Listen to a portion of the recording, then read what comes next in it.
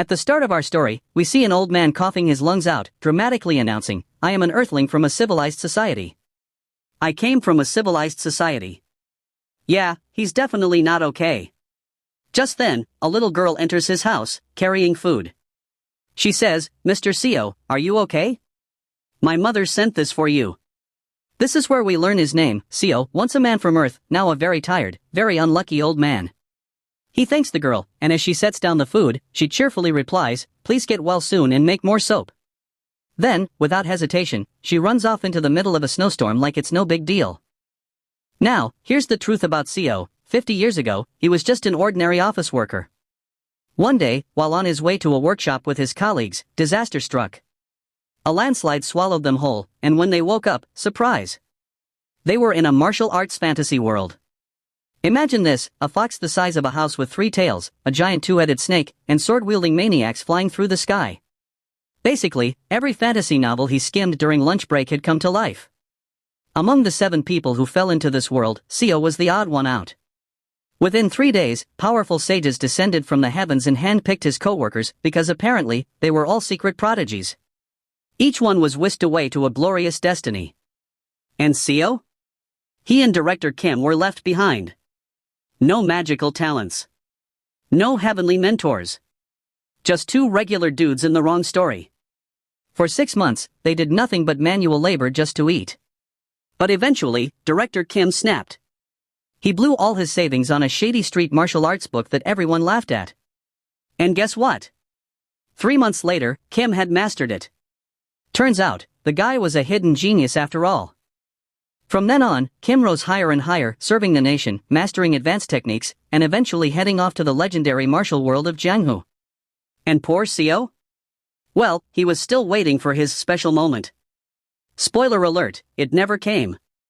Now, 50 years later, CO is just an old man coughing up blood, dying from something as stupid as a common cold. He reflects on his wasted life, how he learned the language, worked as a laborer, bought land, built his own house, and even tried his hand at business. The man actually invented soap in a medieval world. Yes, soap, the lifesaver of hygiene. For a while, that gave him some money and stability. But of course, life wasn't done kicking him while he was down. Thieves learned his method, copied it, and undercut him. The market that once let him breathe finally booted him out. Business gone. Pride gone. Everything gone. Now, he was waiting for the end. Alone in that small house, coughing blood into a cloth, he asked the world, "What do you want from me? I tried my hardest. What must I do?" It wasn't a heroic speech. It was the voice of a man who had been rejected so many times he'd stopped expecting anything else. "Why wasn't I chosen? Why does everything slip away?" he whispered. The answer was the same old silence. He no longer had the energy to keep his eyes open. Hope had taken its last breath.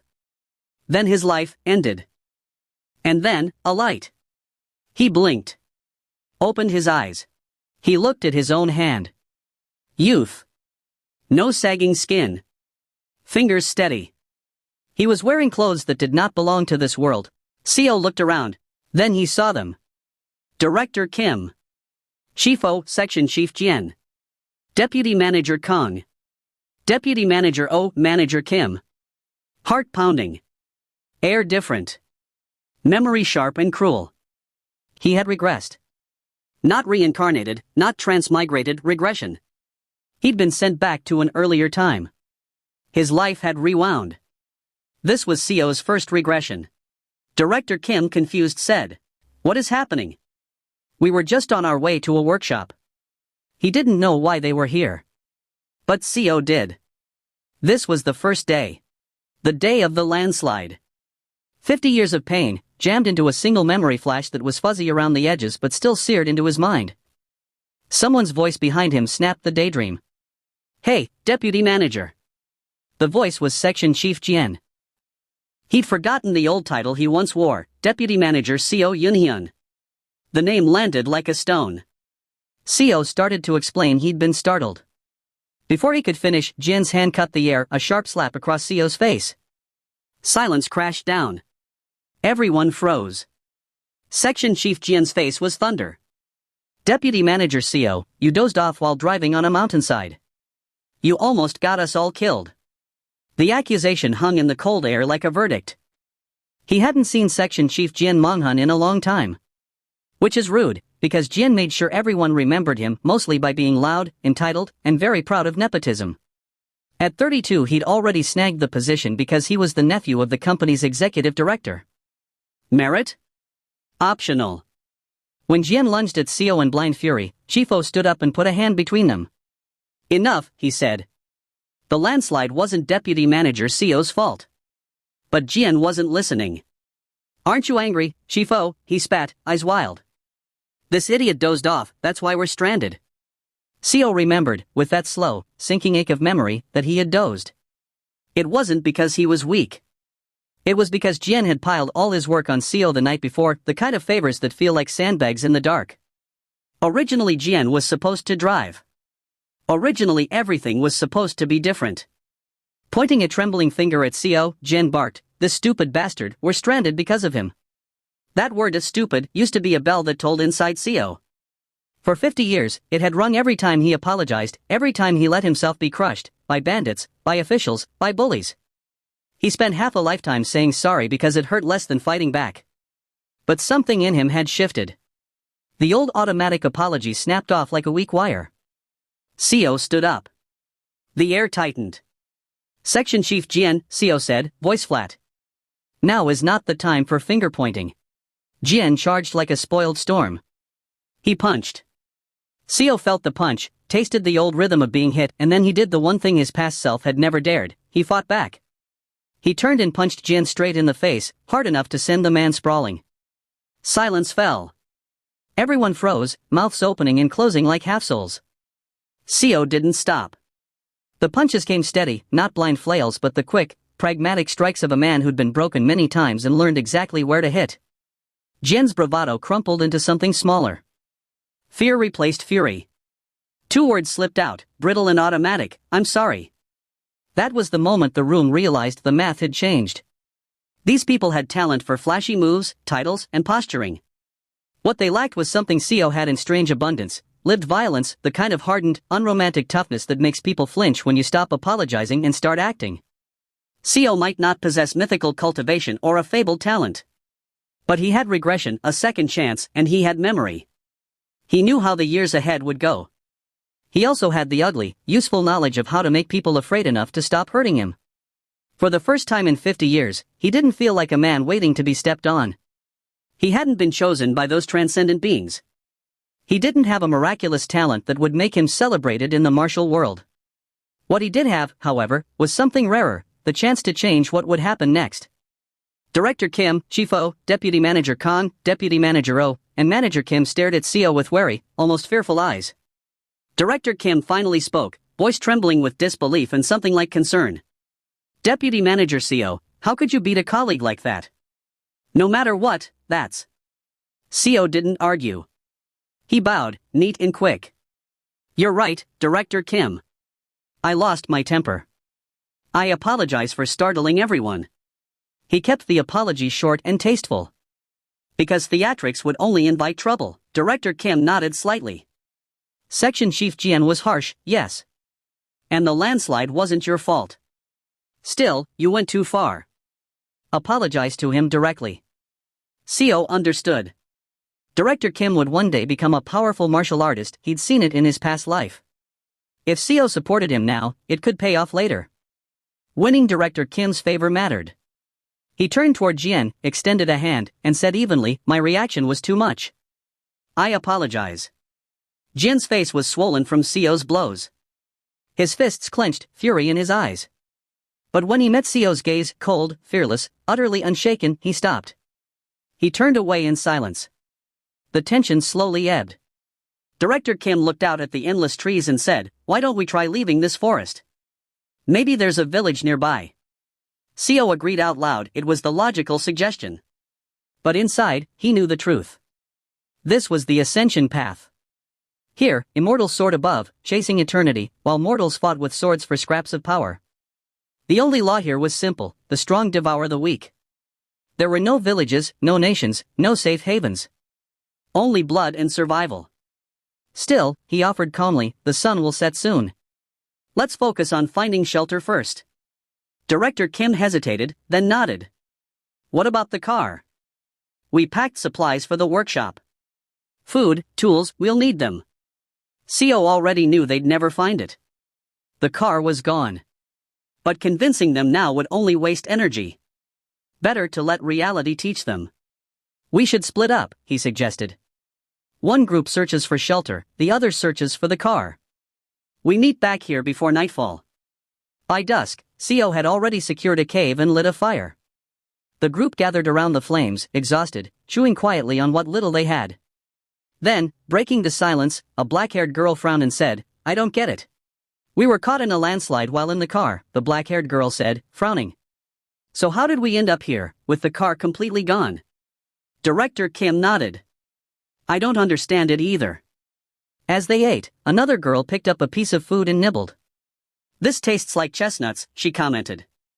Shifo chuckled. Crunchy, isn't it? I've got plenty. Eat as much as you like. The mood lightened. Director Kim laughed. This is a serious situation, but thanks to Manager CO, we're still having fun. He turned toward CO. Back at the company, I knew you were dependable. I didn't expect you'd be even more reliable out here. Everyone chimed in with agreement. A brown-haired girl added, Manager CO really is diligent. A red-haired girl smiled. It even feels like we're on a camping trip, thanks to this cave he found. CO knew the truth, this cave had only been discovered much later in his past life, after everyone had wandered lost in the woods for hours. But he only gave a modest smile. I was just lucky. The others laughed and insisted he take the compliment. CO thought to himself, let them laugh. Tonight will be the last time they'll ever laugh like this. The next morning, CO's entire body trembled. He stood outside the cave and bowed low. Greetings to the Lord of the Forest. Towering before him was a massive seven-tailed fox. Its fur shimmered like blood-red flames, and its glowing eyes locked onto him. You carry a strange scent, human, the fox said with a cold smile. Even after thousands of years, I have never smelled a human like you. Hearing the rumbling voice, the black-haired girl stumbled outside, rubbing her eyes. Manager CO, what happened? She froze, staring at the beast. Her eyes widened in terror. Then she screamed. Her cry woke the rest of the group. One by one, they rushed outside only to stop dead when they saw the enormous fox. The moment the sight registered, their fear broke loose. Screams filled the air. Silence! CO barked, glaring at them. Show your manners to the Lord of the Forest, get on your knees. The fox's tail swayed, amused. Every time I meet humans, I'm reminded how foolish and rude you are. Normally, I would tear your limbs apart. His voice rumbled like thunder. But, one among you knows how to show respect. Because of him, I will spare you. Relief flickered through the group, but it was short-lived. Still, the fox continued, eyes narrowing, you trespassed into my territory. There must be a price. Offer me an arm, only then may you stay here. The color drained from everyone's faces. Fear gripped them tighter than chains. CO's heart pounded. In his past life, this moment had ended in disaster. The group had panicked, screamed, and angered the fox. All of them had died horribly. But now there was one difference. This time, the fox had noticed CO's manners. And for the first time, CO felt the faintest flicker of hope. CIO quickly calculated that only one arm was needed, just one person's sacrifice. And since the cultivators were expected to arrive in 2 days, whoever lost an arm could be healed then. Plus, CO had already prepared a special herb to ease the pain. So, without hesitation, CO rolled up his sleeve and stretched out his arm toward the fox. His whole body trembled as he said, I'll offer mine. Everyone froze in shock. CO was about to give up his own arm for them. The seven-tailed fox's eyes glowed as it leaned forward. You know your manners, it said with a grin. I'll try to make it as painless as possible. The next second, chomp. CO screamed in agony as the fox bit off his arm in one clean motion. Blood spilled, the sound echoed, and everyone turned away, unable to watch the gruesome sight. CO's face twisted in pain as he reached with his remaining arm to grab the herb. He chewed it quickly, tears running down his face. The burning pain slowly faded. After finishing its meal, the fox looked at CO and said, I thought you might taste different since you smell different, but you're just like the rest. Maybe worse. So many impurities in your blood. Seo, still catching his breath, managed to bow slightly and apologize. I'm sorry, my offering wasn't good enough. The fox didn't even respond. You may stay in my territory for 7 days, it said, turning away. You won't die, thanks to my divinity. With that, it leapt into the sky and vanished. The group rushed towards Seo, terrified and worried. But Seo slowly stood up, his face pale, and told everyone to follow him inside. Once they were in the cave, he explained everything. He had met the fox earlier that morning. That's when he learned the shocking truth: they were in Nurum. Everyone gasped. Director Kim stuttered, "Wait, are you saying we're actually in Nurum?" Seo nodded weakly. Yes. And we'll be safe for a week, because I offered my arm. But when Kim asked what would happen after that week, Seo sighed heavily.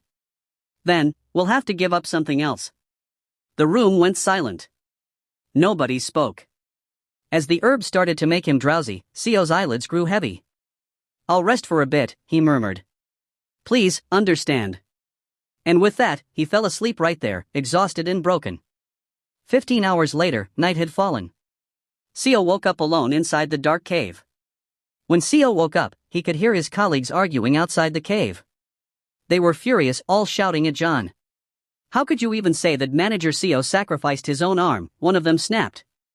But John fired back, then who's going to do it next time, huh? You? Who wants to lose an arm or a leg every week? That shut everyone up for a moment until Chief O stepped in. Watch your mouth, he growled. Manager Seo is the one feeding us and giving us shelter. Without him, we'd be dead already. Then, out of nowhere, John spoke up with a cold tone. All the more reason we should learn everything we can from him while he's still alive. He's already lost one arm, he won't last long anyway. Let him be the sacrifice again next time. John said it casually, not knowing Seo was awake and listening from the shadows. Seo froze. His heart sank. So that's how they saw him now? Just spare parts for survival? Anger burned inside him. He picked up a rock, staring at it. With all the pain and beatings he'd suffered for 50 years, he knew he could kill a modern man like John even with one arm. He glanced at John again, who was still trying to convince everyone to use him as the next sacrifice. For a moment, Seo's mind went dark. Should I just crush his skull right here? But then he sighed and dropped the rock. Acting rashly would only create more chaos. Fear was already eating everyone alive, and if he killed John, he'd lose Director Kim's trust too. Just then, Shifo snapped at John, "Shut up before I break your ankles again." That made Seo chuckle quietly to himself. They're still good people, he thought. Just scared and confused. The next morning, sunlight spilled into the cave entrance. Everyone gathered outside, tense and cautious. That's when a two-headed snake slithered out from the forest. But unlike the fox who had devoured Seo's arm, this one only hissed, "Just a bit of blood will do." Seo recognized it immediately. It was the same monster that had drained Chifo's blood in their past life. Chifo froze, but hearing it only wanted a little blood, he took a deep breath and stretched out his arm. The snake bit down, drank, and then suddenly vomited. "This is disgusting," it hissed. "This is the worst blood I've ever tasted." Chifo's face turned red with anger. "What did you just say?" Seo couldn't help but think, well, it's the blood of a 21st century office worker, nicotine, stress, cholesterol, of course it's nasty. Trying not to laugh, Seo turned to John and said, "Come with me. We're going to gather some herbs." John blinked, confused. "Wait, did you just call me by my full name?" Seo didn't answer. He just asked calmly, "Are you hungry?" John nodded nervously. "Why, yeah." "Good," Seo said, walking closer. "I'll show you which fruits and herbs are edible. Follow me." As they walked deeper into the forest, Seo leaned close and whispered, "Next week, I plan to give my other arm to the fox. If I die, someone needs to know how to survive here." John froze. The color drained from his face. He realized Seo had heard everything from the night before. All he could do was nod and mumble, Thank you, Manager Seo." But inside, his heart pounded with fear. When John thanked Seo for teaching him, Seo smiled politely, but inside, he was laughing. Only I know the fox isn't coming back, he thought. So all this survival training is useless anyway. After walking for a while, they reached a grove full of fruit trees. Seo pointed and said, "John Mong Hoon." How many times do I have to tell you that's the wrong fruit? Concentrate. John, panting, apologized and picked up a bright red fruit. Co immediately shook his head. Put that down unless you want to die on the spot. This little routine went on for hours, Co barking orders, John stumbling to keep up, confused and exhausted. At one point, John slumped down and said, "Manager Co, can we please take a break? I've been digging non-stop." Co chuckled to himself. Now you know how I felt when you worked me to death back at the office, huh? Out loud, he just said calmly, "No breaks. We have to finish before sunset." "Keep going." John groaned but obeyed. Then suddenly, thud. John's shovel hit something solid. When he pulled it out, his eyes widened. "Whoa, this ginseng is huge," he exclaimed. "Is this real?" Co glanced at it and nodded. "Something like that." He explained that it wasn't ordinary ginseng, but a yellow bamboo root, a rare plant that looked similar but was much more valuable here. Normally, those roots were no thicker than a pinky finger. But in this world, overflowing with spiritual energy, it had grown as large as John's arm. "It's useless to high-level cultivators," Co said, "but for martial artists, it's a treasure. It could really help Director Kim increase his ki."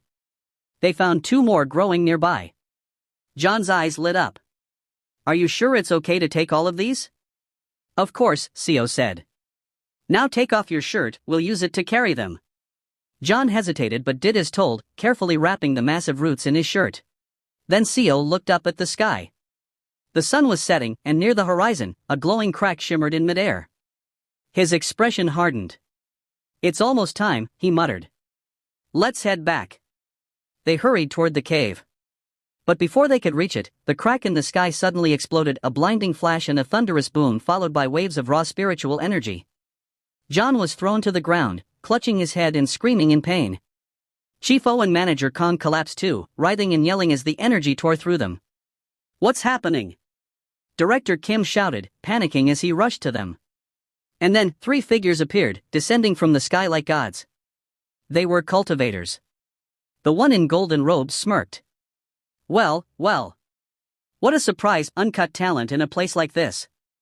Another, dressed in black, frowned. "Back off, Bayuko. They're mine." The third, wearing blue, snorted. "Shameless, Huwok. You're always trying to steal others' prey." Director Kim was startled by the appearance of the cultivators and quickly asked who they were. The cultivators observed the group, 7 people in total, and noted that only 3 had spiritual roots. The rest were ordinary mortals. Yuko raised his hand and conjured a sphere of crackling lightning.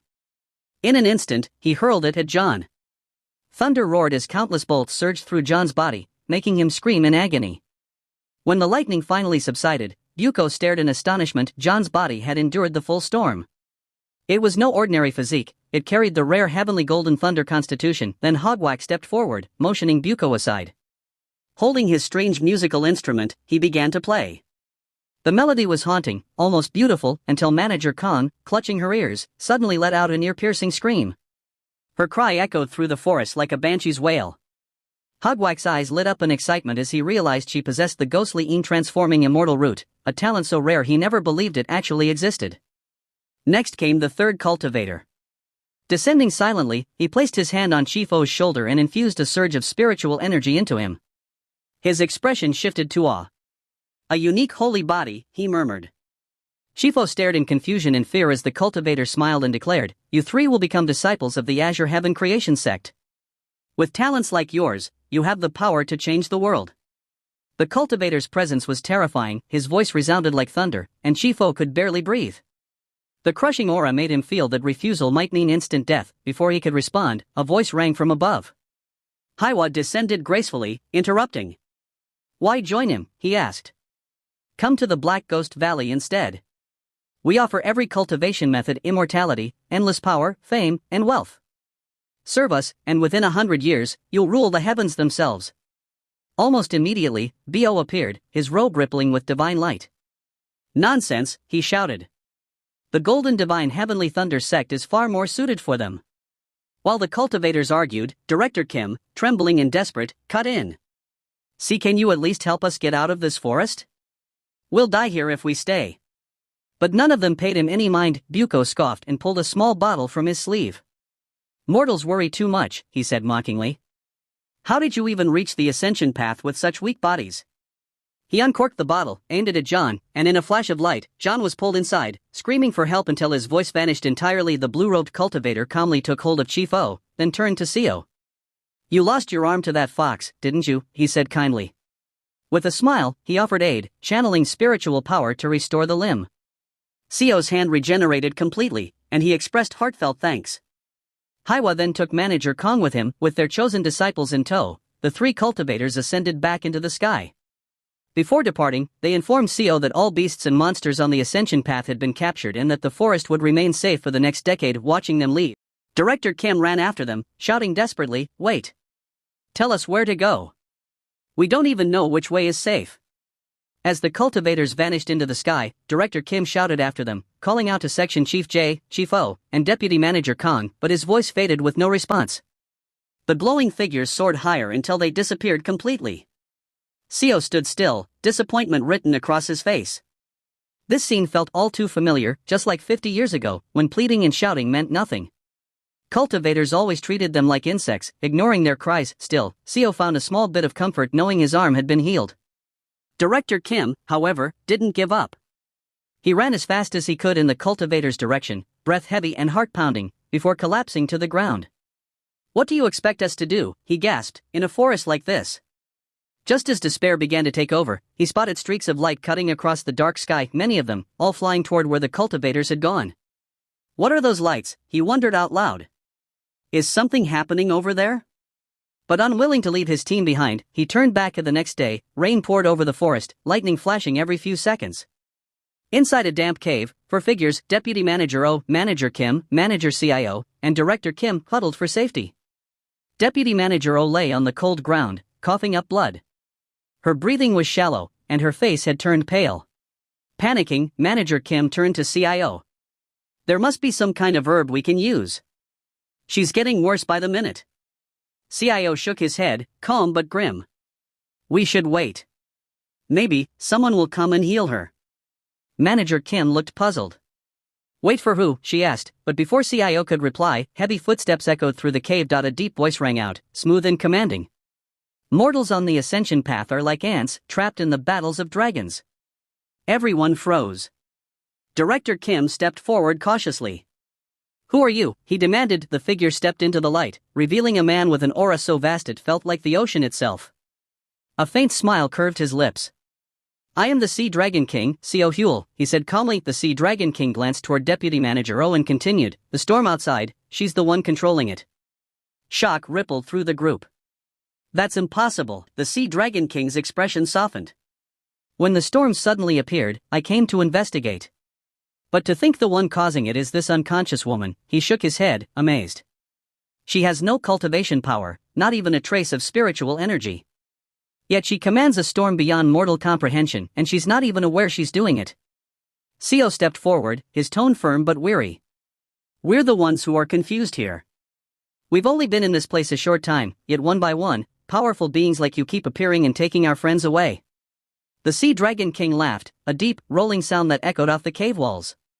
So you're telling me that among your group, several have extraordinary potential, and conveniently, powerful cultivators appeared one after another to claim them as disciples? He smirked.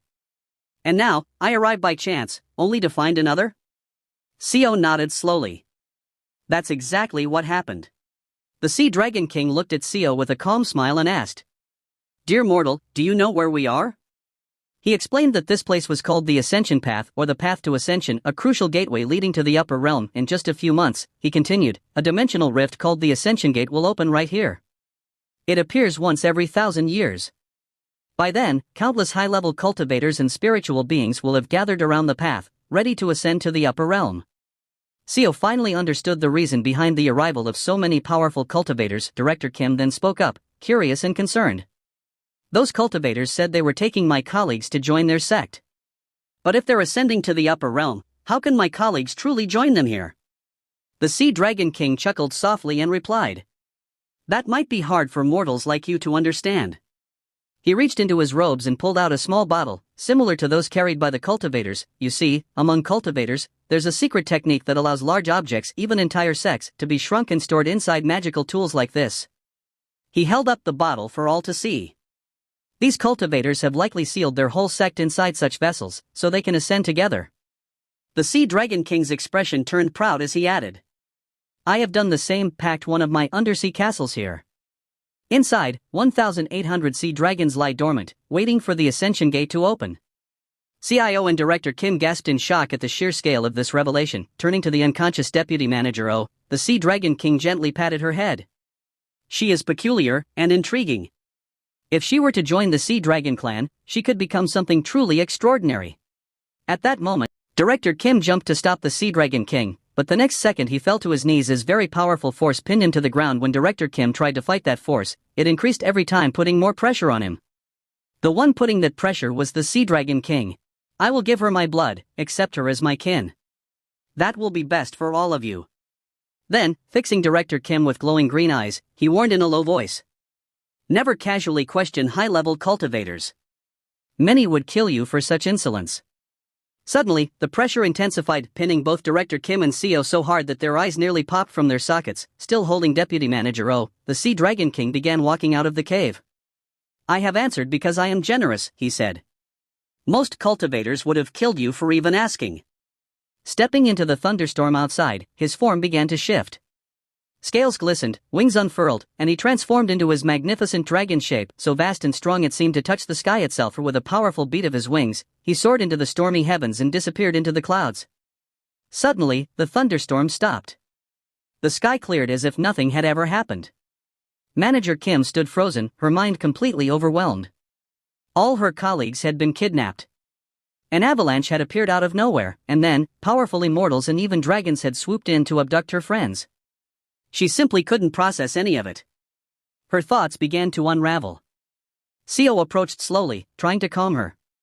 But Manager Kim, trembling, whispered in desperation, Manager CO, please, you must not be taken too. If you are, I won't survive in this forest alone. Tears streamed down her face. CO wanted to promise her that he would stay, but deep down, he knew their time was running out. Suddenly, Manager Kim clutched her head and screamed. She collapsed to the ground, crying out, something's coming. Director Kim burst onto the scene, alarmed. What's wrong with her now? He shouted. Before anyone could react, the jungle erupted into chaos. Birds scattered from the trees. Animals fled in every direction. Manager Kim shivered and whispered in awe, He's coming. Director Kim looked confused. Then, from the chaos, an old man appeared riding a massive mechanical lion. His eyes burned with wisdom and power as he stared at the mortals trapped in the ascension path. How did mere mortals end up here? He growled. But as he studied them more closely, realization dawned on his face. When the ascension gate is about to open, the space around it becomes unstable, he said with a proud laugh. You must have been caught in a spatial storm. Climbing down from his mechanical lion, the old man's gaze sharpened. Who just emitted that massive consciousness? He asked, eyes gleaming with excitement. For a moment, I thought a sage from the upper realm had descended. His focus landed on Deputy Manager O's weakened form. Is it her? He muttered. Director Kim stepped forward quickly. Manager Kim is our colleague, he said firmly. But before he could say another word, the old man flicked his finger and Director Kim was hurled across the clearing. CO dashed forward to catch him, shielding him from the impact, but the force sent CO crashing hard into the ground. Director Kim scrambled up, unharmed, and thanked him. But CO didn't respond. Panic struck as Director Kim helped him to his feet, only to see CO's entire back torn and bloodied from the fall. Are you all right? Director Kim asked, his voice trembling. In a calm but raspy tone, CO replied, I'm fine. Meanwhile, the old man approached Deputy Manager O, lifting her chin gently. He spoke with a strange mix of compassion and command. Let me take you with me, he said. You may not have any spiritual roots now, but with my power, I can awaken them. The old man wondered aloud what might happen if such a strange consciousness were ever to evolve into a cultivator's divine awareness. Deputy Manager O began to weep, her eyes darting helplessly towards CO and Director Kim for help. The old man's gaze hardened. Is she still clinging to her worldly attachments, even after I offered to take her in? His patience shattered into anger. With a sudden surge of power, he seized both CO and Director Kim by the throat and lifted them effortlessly into the air. They gasped, their faces twisting in pain as they struggled to breathe under his crushing grip. Turning to Deputy Manager O, the old man declared coldly, I will sever every one of her worldly ties myself. The sight of CO and Director Kim struggling for their lives terrified her. Tears streamed down her face as she cried, please, don't hurt them. I'll do whatever you ask. Just spare them. The old man's voice was calm yet merciless. You must forget all your worldly attachments. Between broken sobs, Deputy Manager O whispered that she understood. Satisfied, the old man released his grip. CO and Director Kim fell to the ground, gasping for air, their bodies trembling. But the old man knew leaving them there would not be enough. Their bonds still lingered. He raised his hand, and a shimmering portal burst open in the air, spinning with light and thunderous energy. To free you fully, he said to Deputy Manager O, your two colleagues will be scattered through a dimensional rift. Even I do not know where they will land. The portal widened, its pull growing stronger with each heartbeat. Before anyone could react, Director Kim was pulled in first, vanishing into the swirling void. Deputy Manager O screamed, her voice echoing across the clearing. No! CO, using the last of his strength, grabbed the bundle of herbs he had gathered the day before. The wind tore around him, and in a flash of blinding light, he too was swallowed by the portal. Then, silence. The rift closed, and darkness fell. Moments later, sound returned, not the roar of battle, but the hum of life. A chorus of voices filled the air, merchants calling out, vendors hawking their goods. Somewhere nearby, a stall owner shouted, finest silks in Yango. Newly arrived scriptures from Shangji. CO stirred, groaning softly. He opened his eyes and found himself lying in a narrow alleyway, surrounded by the bustle of a strange, unfamiliar city. As he rose unsteadily, he stepped toward the street, where hundreds of people moved about their day, unaware of what had just occurred. Nothing looked familiar, yet the air, the rhythm, even the scent of incense felt oddly known to him. His eyes widened as he looked up at a towering 10-story building dominating the skyline. Recognition struck. This was Yango, the capital. Seong City. Heart racing, CO turned and hurried back to where Director Kim lay unconscious. CO returned to Director Kim and gently woke him up. Director Kim, completely exhausted, told Manager CO that he couldn't keep up with everything that was happening anymore. CO admitted he felt the same way. With a weary sigh, Director Kim said, it would be nice if all of this were just a dream. It was hard to believe that only the two of them remained. The silence left behind by their missing friends was almost unbearable. Still, Director Kim found some small comfort in the thought that, at least, they hadn't been taken by those monsters. CO glanced at him quietly. Even he didn't fully understand what was happening. Though he had regressed, in his past life, he was nothing more than an herb gatherer, simple, powerless, and forgotten by the world. After a moment, CO sighed and said, we can't stay in this alley forever. Why don't we get out of here? Director Kim nodded slowly. All right, he agreed, and together, they stepped out into the open street. But the instant they emerged, everything changed. The bustling crowd fell silent. Every face turned toward them. People whispered among themselves in an unfamiliar tongue. Director Kim frowned in confusion. CO, he asked quietly, what are they saying? It sounds like Chinese, but why are they whispering and staring at us? CO listened for a moment before replying calmly, some of them are saying our clothes look funny. Director Kim's eyes widened in surprise. CO gave a small, reassuring smile. Relax, he said. I know a little bit of Chinese. But deep down, CO knew he wasn't telling the full truth. The language wasn't Chinese, not exactly. It used the same characters, yes, but the sounds, the rhythm, even the tone were completely different. In his past life, he had endured months of ridicule from street beggars just to learn the basics of this ancient dialect. Now, he didn't need to struggle. He understood it instinctively. He reached into his pouch and pulled out the herbs he had collected earlier. Should we buy some new clothes? He asked. Director Kim looked puzzled. How? I don't think the people here will accept our money, he said. CO didn't answer. Instead, he gestured for Director Kim to follow. They made their way to the city's medicine hall. The shopkeeper, an elderly man with sharp eyes, nearly dropped his scales when he saw the ginseng. Are you really selling these? He asked in disbelief. CO kept his tone firm. These yellow bamboo roots are over 800 years old, he said confidently. The shopkeeper's expression shifted immediately. Of course, he said, nodding eagerly. At that age, they're worth at least 15 silver ingots. Even Seo felt a twinge of disbelief at that number. 15 silver ingots, more than he had ever seen in his previous life. But he maintained his calm, completing the exchange with quiet authority. Moments later, they left the medicine hall with money in hand. Their first purchase was clothing, fine, simple robes that helped them blend in. Their second was shelter. When Director Kim saw the house they had chosen, a sprawling courtyard mansion just beyond the city's main road, his jaw dropped. "We're going to live here?" he asked, still stunned. Seo nodded with a faint smile. "Starting today," he said, "I'll teach you the language of this place." Director Kim's face brightened, his earlier fear replaced by gratitude. "Thank you, Seo," he said sincerely. "For everything." Seo smiled quietly in return, his eyes distant yet calm. In that moment, he wasn't just surviving, he was preparing. Deep down, he knew, this was only the beginning. After bribing a few officials for identity plaques and purchasing both the land and their new home, Seo and Director Kim were left with just 1 silver ingot. Seo guessed it was because they were in the capital. Everything here was simply more expensive. Director Kim's eyes drifted to Seo's back. Even beneath his fresh clothes, the fabric was darkened by red stains. The wounds from before hadn't yet healed. Feeling both guilt and gratitude for everything Seo had done, Director Kim spoke gently. "Since we're in a new place now," he said, "why don't you just call me by my name?" Seo blinked in mild surprise, then nodded. "That's fine with me." A smile spread across Director Kim's face as he said softly, "Thank you." That night, after they had settled into their new home, Seo laid out the last of their remaining ginseng roots on the table. The faint herbal scent filled the room.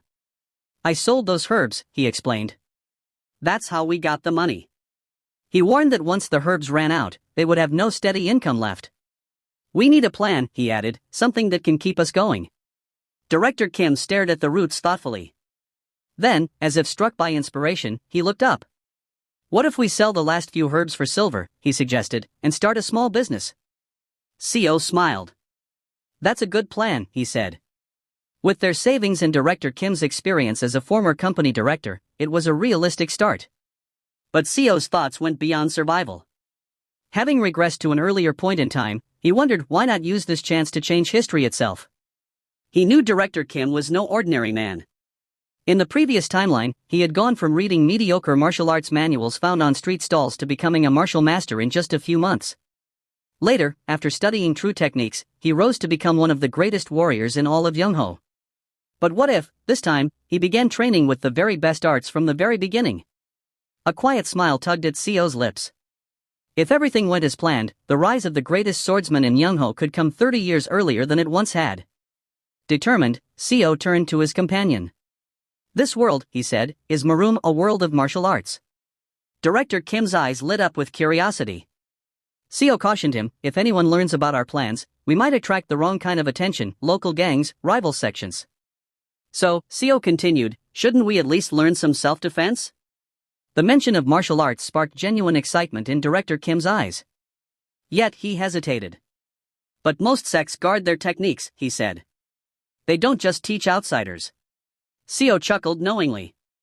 He could already tell his friend's curiosity had been ignited. As a lifelong Maroom novel enthusiast, Seo knew exactly how to draw him in. He explained to Director Kim that in this city there are 7 famous sections. Among them, the demon-slaying sect, self-binding temple, suppressing Brit house, and 7 mysteries sect are on orthodox side of the Youngho.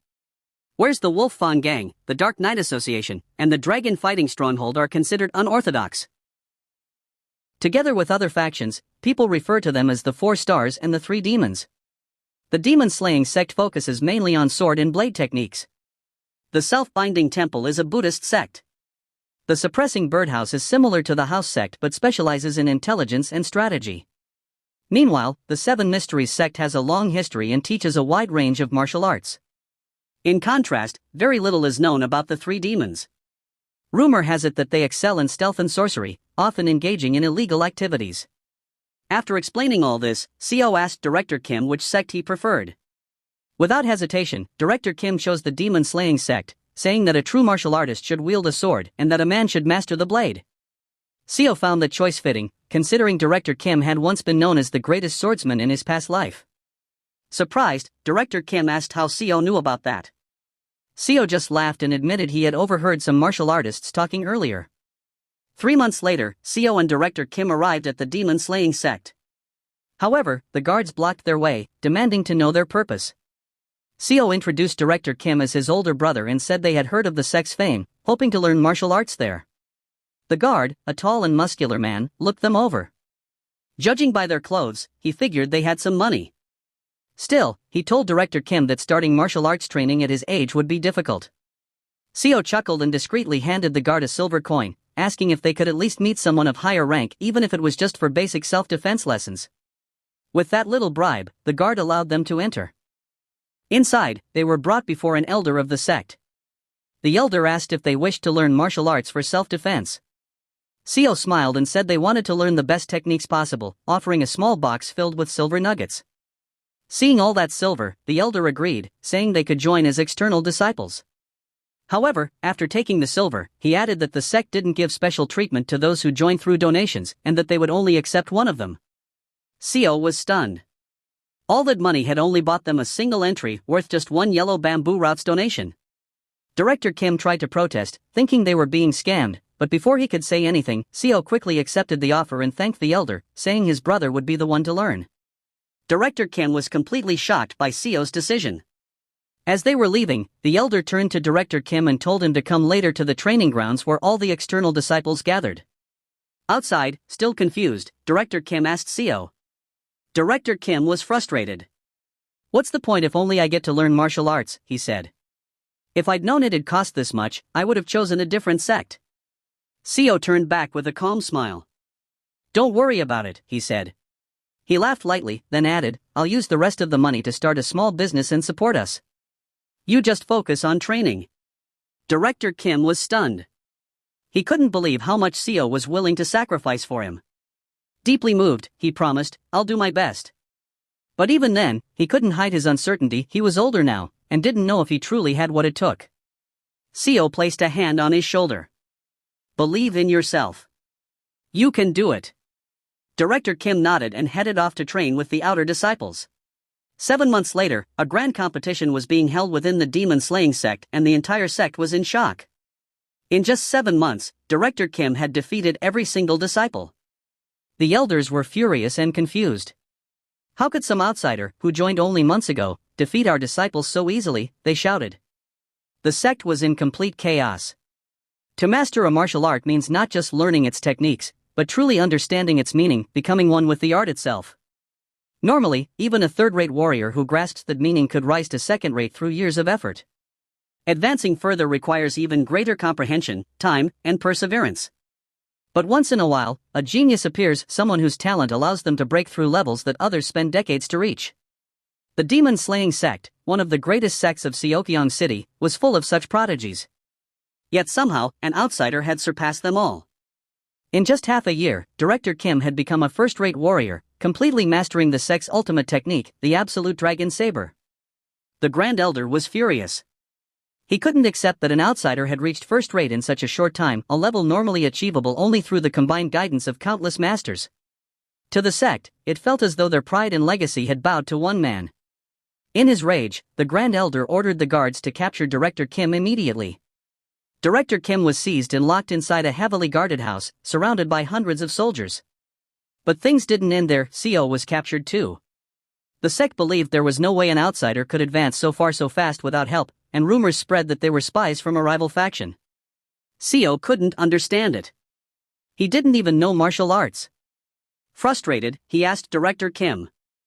Inside the room, Director Kim continued practicing his sword techniques when Seo suddenly asked, "Are you not worried at all?" Director Kim paused and laughed. "Worried? About what?" Seo frowned. "About them suspecting you of being a spy. In martial arts stories, people like that usually have their core destroyed or their energy flow cut off." Director Kim nodded. "That's true, but for some reason, I feel like I'm close to reaching another wall. If I can just push through, I might advance to the next stage." Seo was speechless. How could this man be such a monster? It hadn't even been that long since Director Kim became a first-rate martial artist, and now he was already nearing the next realm. Seo knew that the stage after first-rate was Martial Peak, a level where the sect leaders and elders of great sects resided. In all of Yenghua, those at Martial Peak were called absolute masters, and there were barely 1,000 of them across the entire nation. Beyond that, no one spoke of any higher stage. Martial Peak was considered the ultimate limit of human mastery. Xiao realized his earlier assumptions were wrong. At this rate, the birth of the world's greatest swordsman was happening not 30 years early, but 40. 7 days later, Xiao and Director Kim were still imprisoned. But while Xiao worried, Director Kim didn't waste a moment. He spent every hour practicing and meditating in silence. Then, after a full week, something incredible happened. The energy around him condensed into 3 glowing lotus flowers floating in the air, manifestations of pure qi. Xiao's eyes widened in disbelief. Those are the flowers of qi. They only appear to martial artists who reach Martial Peak, and 3 flowers gathered means. Director Kim slowly inhaled, absorbing the lotus energy into his body. A powerful aura spread through the room. When the light faded, he stood up and said calmly, "I've crossed the barrier. I don't fear the demon-slaying sect leader anymore." Xiao was amazed. "Your talent, it's beyond anything I imagined." Director Kim smiled, slightly proud. "I'm surprised myself. I never thought I'd have this kind of ability. Maybe this is why I loved martial arts novels so much as a kid." Just then, the door burst open. An elder of the demon-slaying sect entered with a squad of guards and announced, "Here comes Jim Yonghan and his accomplice."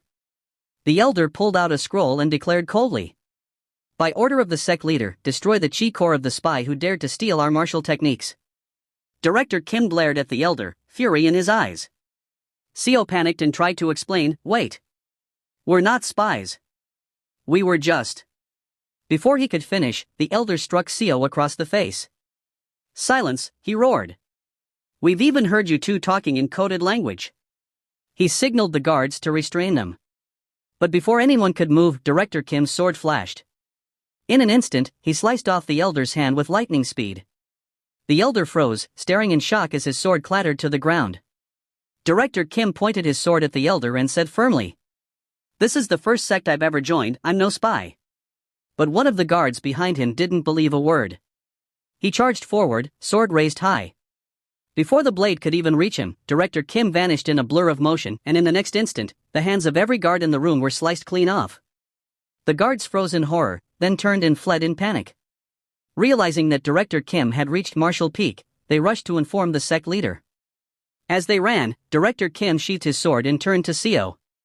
"I plan to visit other sects to continue my training," he said calmly. "What will you do?" Xiao immediately replied that he would accompany Director Kim and suggested they visit the unorthodox sect, the Dragon Fighting Stronghold. Hearing that, Director Kim laughed. "Fine then. You go ahead first, I'll meet you there. But before that, I'll end this pursuit from the demon-slaying sect once and for all." A few hours later, in the Dragon Fighting Stronghold's mountain range, Director Kim stood atop a cliff, his sword gleaming in the fading light. When Xiao finally climbed up, panting, Director Kim smirked. "What took you so long?" Xiao laughed between breaths. "You're just too fast." But as he spoke, his eyes drifted to Director Kim's sword, the blade was soaked in blood.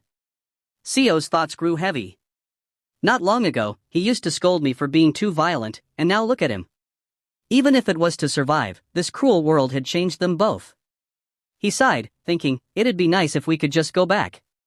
Not to this world of martial arts, but back to normal life on Earth. If he ever regressed again, Xiao wished he could return home. Still, he followed Director Kim up the mountain, accepting the reality before them. They were trapped in this world, and the only thing they could do now was survive and move forward. After being betrayed by the demon-slaying sect, Director Kim eventually took over the Dragon Fighting Stronghold. 2 years later, he traveled across Yenghua, challenging and defeating the strongest sects in every region. By the 3rd year, he had destroyed the emblems of every major sect, proving himself as the greatest martial artist under the heavens. With his unmatched strength and leadership, he united all the sects under one banner, forming the Martial Alliance. 7 years later, Xiao and Director Kim were closer than brothers, despite their age difference. One day, Director Kim handed Xiao a martial arts manual and said, "This is the Severing Mountain Sword." Xiao took the book and began reading. Director Kim explained, "I created this technique just for you.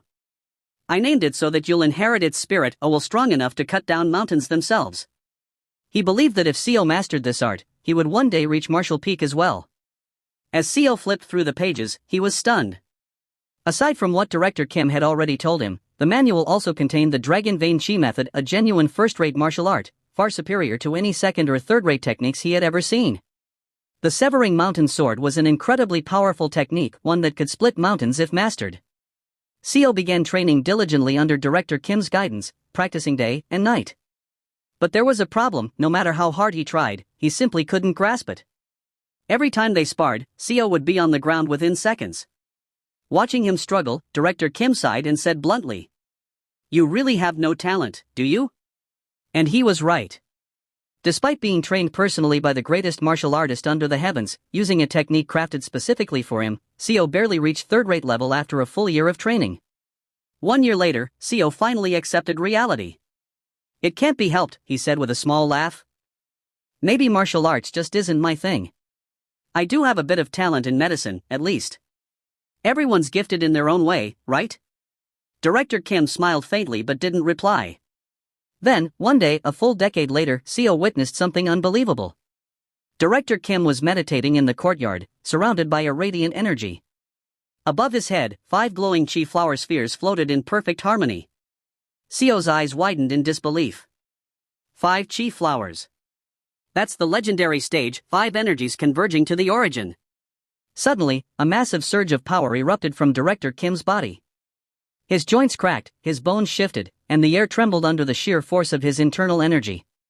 As Seo watched, Director Kim's white hair began turning black, his wrinkled face smoothing into that of a young man. The entire room filled with divine energy, making it impossible for Seo to even stand near him. When the energy finally settled, Seo looked up and froze. Standing before him was a young Director Kim, smiling confidently. His face, his voice, his body, everything had changed. Director Kim chuckled. "What's with that look? You seem surprised." Seo was stunned. "Brother, you look even younger than me." Director Kim laughed. "Do I, really? I feel incredible, full of life, like I could do anything." Seo grinned. "The world's going to lose their minds when they see this transformation." As Director Kim dressed, he said calmly, "Yes, and it's about time I hand over the leadership of the Murim Alliance to the next generation." Seo blinked. "But there's no one you've deemed worthy yet." Director Kim nodded. "You're right. The leader of the Murim Alliance must possess great martial skill and a true understanding of martial arts. Yet, not one among them has grasped that essence." Seo laughed. "That's because you're a monster, brother. There's no one in the world who can compare to you." Director Kim smiled faintly, looking out the window at the disciples training below. "Even so, we'll have to find someone," he said. Seo sighed. "There's no one out there with your kind of talent." 25 years later, in a quiet room at the heart of the Murim Alliance headquarters, Seo sat writing with a brush. 35 years had passed since he had started this new life in Dangsung. His once dark hair had turned gray, he was now in his mid-60s. As he wrote, his thoughts drifted to Director Kim, wondering where the young man was now, and what he was doing. A year after his miraculous transformation, Director Kim had officially stepped down as Murim Alliance leader, passing the position to the next generation, and then quietly disappeared from public life. Seo had also wanted to retire with Director Kim back then, but the chaotic state of the Murim Alliance forced him to stay. As its chief strategist, he had to spend many more years stabilizing the organization. Director Kim had told Seo that he wanted to wander the martial world, traveling across the Yin Kingdom. Perhaps because of that, he hadn't even attended Seo's retirement ceremony. Now, the old Seo stepped out of his room to get some fresh air. Looking around his house, he felt a deep loneliness. He had bought the place with great enthusiasm using his retirement money, but it was far too big for one person to live in alone. That was the problem. While he was lost in thought, he suddenly heard rustling from the bushes. Alarmed, he approached carefully, only to be shocked when Director Kim appeared before him, dressed in torn, ragged clothes. Seo was startled. "Director Kim! What's with your appearance? Why didn't you even come to my retirement ceremony? Where have you been all this time?" Director Kim just laughed weakly and collapsed to the ground. Seeing that, Seo rushed forward in concern. "Did something happen?" Staring up at the sky, Director Kim said quietly, "I truly believed I was blessed with martial talent." "Isn't that right? If I'm not a genius, then what am I?" He chuckled bitterly. I am clearly a martial arts genius. Perhaps in this entire Yen kingdom, among ordinary men like me, no one can match my talent. Hearing him call himself an ordinary person, Seo frowned in confusion. Ordinary? How could you be ordinary? Who under the heavens doesn't know you're the #1 martial artist in the world? Before Seo could finish, Director Kim's tone turned grave. Do you remember those cultivators from 35 years ago? The ones who kidnapped our comrades and flew through the skies? Seo, who had lived through that time twice, froze. Of course he remembered. Shock filled his face as he realized what Director Kim meant. Cultivators, he muttered. Director Kim nodded. Yes. Those monsters. They rarely reveal themselves, but they've been secretly pulling the strings of the Yin imperial family, manipulating the entire kingdom from the shadows. After the Murim alliance was established and its influence grew, the cultivators began interfering more openly. Director Kim had been furious, but to defy them was to oppose the empire itself. To protect the Murim alliance, he had no choice but to submit to their demands. Because of that, he stepped down as leader and, as a mere mortal, began wandering across the Yen kingdom hunting those cultivators alone. He sighed. They were almost impossible to find. And even when I did manage to track one down, they refused to fight me. They'd just sneer and say I wasn't worth their time, then vanish with illusions or fly away. I couldn't even touch them. Then his voice hardened. But 5 years ago, I finally found one who accepted my challenge. Seo's eyes widened with excitement. And? Did you win? Director Kim's lips curved into a faint smile. I did. Hearing that, Seo laughed and joked that if Director Kim had done something like that back when he was still the Murim Alliance leader, he would have grabbed him by the neck himself. But as they shook hands, Director Kim's smile faded. He told Seo that the cultivator he fought had already reached the chi condensation realm. Even so, he could barely scratch the man's fingertip. Seo was shocked. Director Kim continued, saying that before the fight, the cultivator told him, if you can even graze my body, I'll count that as your victory. And so, he did win. But Director Kim didn't look happy. Seo asked in disbelief, was that cultivator one of the 10 great masters of the cultivation world or something? Director Kim shook his head. No. He said his realm was second from the bottom among cultivators. In martial arts terms, he was only a second-rate warrior. Seo froze. He couldn't understand. In both his past and present life, he knew cultivators were powerful beings, but Yonghune's martial arts had already reached the peak of humanity. He could perform skywalking, slice through steel and ancient pillars like tofu, yet even he could only scratch the fingertip of a low-tier cultivator? Director Kim smiled bitterly. I was a frog in a well. We can never stand against cultivators. They're like natural disasters. Seo began sweating as fear crept in. The things Director Kim described were terrifying. But then, Director Kim pulled something out of his pocket and said, today, I managed to cut that cultivator's wrist. Seo's eyes lit up. Then doesn't that mean your martial arts finally surpassed his? Director Kim shook his head. No, he just put on a talisman and his hand grew back instantly. He slowly stood up. It seems my martial path ends here. Seo looked stunned. What do you mean? Director Kim smiled faintly. I came to say goodbye. That cultivator said he admired my determination and offered to take me into his cultivation sect. I'll probably start as the youngest disciple. Seo's eyes widened. Wait, does that mean you'll become a cultivator? An immortal? But isn't that impossible for a body without spiritual roots? Director Kim nodded. For regular mortals, reaching the stage of 5 energies converging to the origin is equivalent to awakening the 5-element spiritual root that cultivators are born with. We mortals spend our entire lives just to form what they have naturally from birth.